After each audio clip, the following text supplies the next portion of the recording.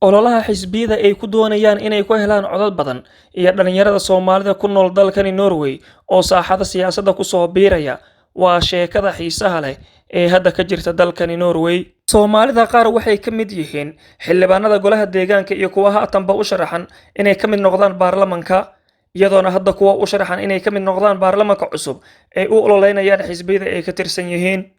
Aamina Amiin waa gabar Soomaali Norwegian ah oo ka tirsan golaha deegaanka magaalada Bergen garabka xisbiga shaqaalaha ayaan weydiiyay in markan damac uu kaga jiro sidii ay ku noqon lahayd golaha xildhibaanada baarlamaanka dalkani Norway. maya aniga kama mid ihi doorkan laakiin xisbigan ka tirsanahay ayaa tartanka ku jiro oo rajeynaya intuu guuleysto oo wadanka asaga uu hoggaan u noqdo.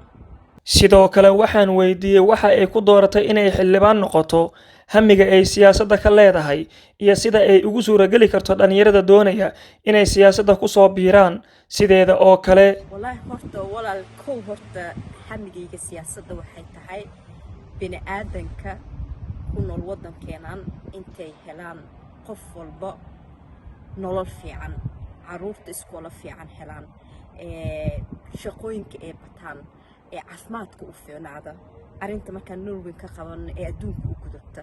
markaani kulay aniga taas ayaa hamigayga ah, laakiin muhiimadeeda ugu weyn iyo dagaalkayga ugu weyn wuxuu yahay ummadda aan codkii soo siiyeen aan codka u haya intaan u dagaala ay helaan nolol fiican ayaka caruurtooda, waalidkooda, kuligooda. duu qofka uu hamigiisa yahay siyaasadda mise uu hamigiisa yahay dhinaca bulshada intuu ku mashquulsan yahay waa sameyn kariyaa. dagaal baa qofka ka xiga, qof walba wuxuu rabbi u noqon karaa.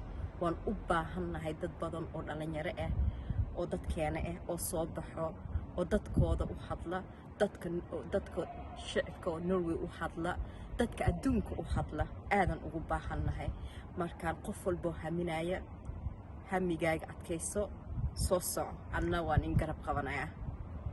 Markaad tagto goobaha codbixinta waxaad ku arkaysaa dadweyne codadkooda ku ridaya sanaadiiqda loogu talagalay codbixinta. Qofka ugu dambeeya ee dhiiban doona codkiisa ayaa la filayaa inay noqon doonto 10 September oo ah maalinta loo qoondeeyay. Bila Maxamed Cabdi, wararka doorashada SDN TV, Bergen, Norway.